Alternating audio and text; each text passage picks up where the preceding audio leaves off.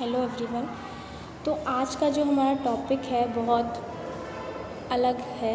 Topic नहीं कहेंगे, ये एक कंटेंट है, एक मैसेज है उन सभी यूथ से जो भारत को बदलना चाहते हैं। हम बदलना चाहते हैं, एक नया भारत चाहते हैं, बट एक नया भारत कैसे बनेगा ये शायद गवर्नमेंट नहीं समझ रही है, क्योंकि पब्लिक और गवर्नमेंट के ओपिनियंस जब तक शेयर नहीं होंगे, जब तक उन्हें अपने आइडियाज़ ओपिनियन शेयर नहीं करने दिए जाएंगे तो चीज़ें नहीं बदलेंगी। आप सभी को पता चल रहा होगा कि मैं किस चीज़ पे बात करना चाह रही हूँ। भारत में होने वाले प्रोटेस्ट, स्टूडेंट्स के सुसाइड करने के केसेस, नीट एग्ज़ामिनेशन का री एग्ज़ामिनेशन होना, leak papers, all of this, इन सभी चीज़ों पे मैं इसीलिए बात कर रही हूँ क्योंकि इन सभी प्रोटेस्ट, सुसाइड्स, इन सब का कोई रिज़ल्ट नहीं आ रहा। और रिज़ल्ट तब तक नहीं आएगा जब तक गवर्नमेंट इस चीज़ को सीरियस नहीं लेगी, यूथ सीरियस नहीं लेगा। मैं उन सभी टीचर्स, स्टूडेंट्स को अप्रिशिएट करती हूँ जो जेन्युइन में प्रोटेस्ट को प्रोटेस्ट जैसे ले रहे हैं। प्रोटेस्ट का मतलब होता है कि आप गवर्नमेंट की आइडियोलॉजी, गवर्नमेंट के आइडियाज़ के विरुद्ध खड़े होते हैं, अपने पर्सपेक्टिव शेयर करते हैं। विरोध का मतलब होता है विदाउट नॉन वायलेंस।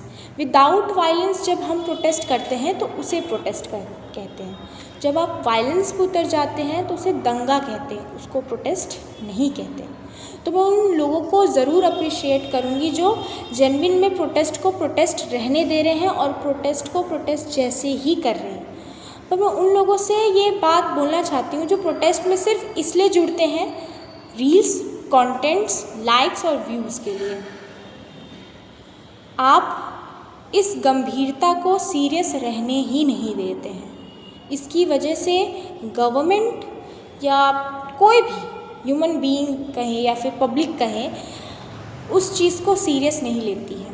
मल्टीपल ऐसे लोग ऐसी फेक न्यूज़ फैलाते हैं कि ज़्यादा से ज़्यादा पब्लिक का जो ओपिनियन आता है वो मुझे यही सुनने को मिलता है कि गलती स्टूडेंट्स की है। क्यों? इन लोगों की वजह से जो प्रोटेस्ट में सिर्फ रील्स, कंटेंट्स बनाने आ रहे हैं। ये बहुत ही बड़ा मुद्दा है और ये किसी पार्टी विशेष का नहीं है, किसी जाति संप्रदाय का भी नहीं है।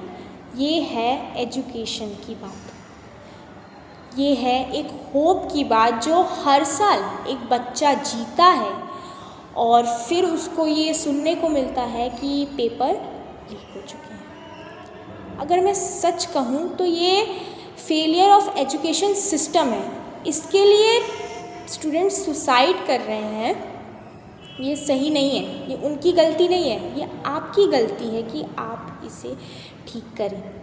कोई भी पार्टी आ रही है, मैं किसी एक पार्टी की नाम नहीं लूँगी, कोई भी पार्टी आ रही है, इसमें वो अपना पॉलिटिकल एजेंडा सेट कर रही है। ये बात हमें समझना चाहिए।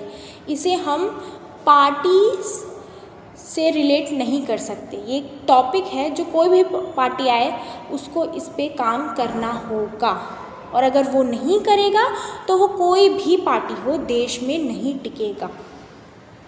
तो ये बात जनता को समझनी चाहिए और इस बात पे उसे वर्क करना चाहिए कि कोई भी पार्टी आए और वो ये सोचे कि हम इस बार इन स्टूडेंट्स के सपोर्ट में खड़े रहेंगे या फिर उन स्टूडेंट्स के सपोर्ट में खड़े रहेंगे या पार्टी के सपोर्ट में खड़े रहेंगे तो हमें कुछ मिलेगा। या हम यूथ हैं और हम इतने बेवकूफ़ नहीं हैं। री एग्ज़ामिनेशन सल्यूशन नहीं है, ये एक एक्सक्यूज़ है गवर्नमेंट का कि हमसे पेपर लीक हो गया है तो हम दोबारा पेपर करवा देते हैं। मेहनत, इन सभी चीज़ों को ये री एग्ज़ामिनेशन डिस्ट्रॉय कर देता है। मेहनत हुई, उनकी लगन हुई, वो जो दिन रात अपनी सारी खुशियाँ अवॉइड करके पढ़ाई करते हैं डेडिकेशन के साथ। री एग्ज़ामिनेशन उनकी हर इस इस आशा पे ही एक फुल स्टॉप जिसे कहते हैं लगा देता है। बचपन में जब हम छोटे होते हैं और हमें पेरेंट्स हमारी कोई रिस्पॉन्सिबिलिटी हमें बताते हैं और अगर हम उस रिस्पॉन्सिबिलिटी को नहीं निभा पाते हैं तो वो रिस्पॉन्सिबिलिटी हमसे छीन ली जाती है। अगर कोई भी गवर्नमेंट है और किसी भी एजेंसीज़ को ये टेस्ट कंडक्ट करवाने की अथॉरिटी दी जाती है गवर्नमेंट्स के द्वारा, जैसे कि हमें पता है कि नीट एग्ज़ामिनेशन की जो अथॉरिटी जिसे जो कंडक्ट करवाती है इसे, वो है NTA। जब NTA इंडिया का सबसे बड़ा एग्ज़ामिनेशन है नीट, UPSC के बाद नीट आता है। इतना बड़ा एग्ज़ाम की रिस्पॉन्सिबिलिटी अगर NTA नहीं निभा पा रहा है तो गवर्नमेंट हो या एजुकेशन मिनिस्टर हो, उसको इस पे काम करना चाहिए। इस रिस्पॉन्सिबिलिटी को उनसे छीन लेनी चाहिए कि आप इस रिस्पॉन्सिबिलिटी को नहीं निभा पा रहे हो। आप हर साल 1 साल गैप करके नीट पेपर लीक्स हो रहे हैं और ये कोई अच्छा एग्ज़ाम्पल नहीं सेट करता है। जब किसी ने अपनी रिस्पॉन्सिबिलिटी नहीं निभाई है तो हमारा फ़र्ज़ बनता है कि उससे वो रिस्पॉन्सिबिलिटी छीन ली जाए, क्योंकि ये देश डेमोक्रेसी का देश है और मोनार्की सिस्टम यहाँ नहीं चलता है। जनता की बात चलती है और अगर जनता कह रही है कि ये चीज़ गलत हो रही है तो आपको ये बात पीसफुली सुननी चाहिए। जनता को भी पीसफुली बात करने की कोशिश करनी चाहिए। वायलेंस दिखाना कोई सलूशन नहीं आएगा इसका। जो कुछ भी दिल्ली में हो रहा है, हम सिर्फ दिल्ली की बात नहीं करेंगे, और भी है जगह जहाँ पे प्रदर्शन हो रहे हैं, पीसफुली प्रदर्शन हो रहे हैं। वायलेंस क्यों हो रहा है, कौन कर रहा है, हम इन सब चीज़ों पे बात ना करते हुए हम ये देखें कि इसका रिज़ल्ट क्या आ रहा है।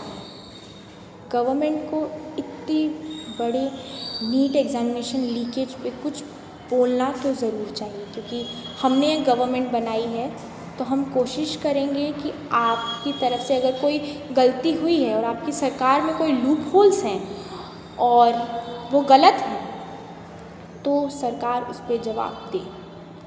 बस बेसिकली यही है।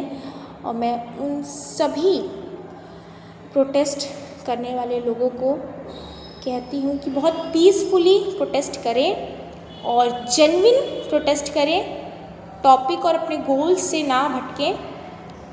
पूरा देश आज आपके साथ है। Thank you. राधे राधे।